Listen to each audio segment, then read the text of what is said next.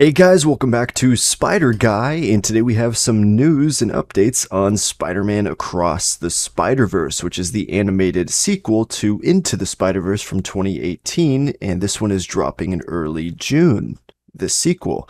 Now, the sequel is expected to be a two-parter, where this sequel will have a third film coming out next year, I believe, around the same time. So similar to how Infinity War and Endgame were back-to-back in kind of direct sequels, a continuation of each other, this will be the case for this Across the Spider-Verse movie.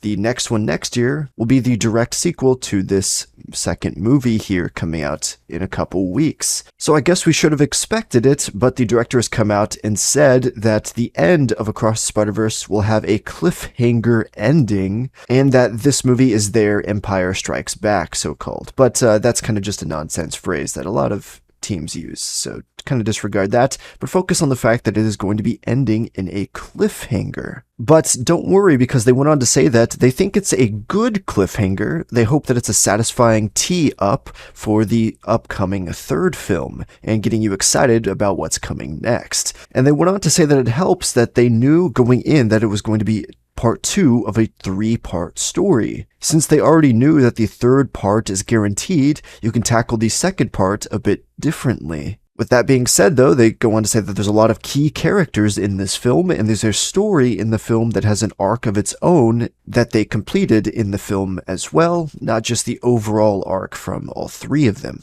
And then the co-director went on to say that this is their Empire movie. This is their Empire Strikes Back. It's similar. If you want to read into that a little bit, it could suggest that things might not end well for Miles Morales and other characters, perhaps, as the Empire Strikes Back ends with Han in trouble and Luke trying to process the revelation that he's Vader's son. So we'll have to see exactly what it cliffhangs on. Perhaps, as kind of teased in some of the trailers, Miles' dad is going to be in some sort of trouble, and his life is in the balance, and that probably might be left on a cliffhanger at the very end. Or maybe Miles does something to save his dad, but messes up the multiverse in the process, and that's the cliffhanger that it ends on. Sort of like, perhaps, how Spider-Man No Way Home was ending towards the end, towards the Statue of Liberty fight.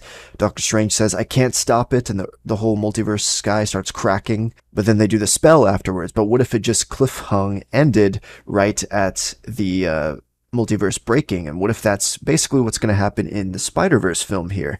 That's just a theory I'm throwing out there. Just a little possibility, but we'll have to wait and see. But they did make it seem like the film is going to wrap itself up relatively, but leave some loose ends, making you want to see the final act in the third film. So we'll have to see what it ends up being. Let me know your guys' thoughts in the comments down below. If you're excited, be sure to smash that like button, subscribe for more Marvel news, updates, and leaks, and I'll catch you guys next time. Peace out.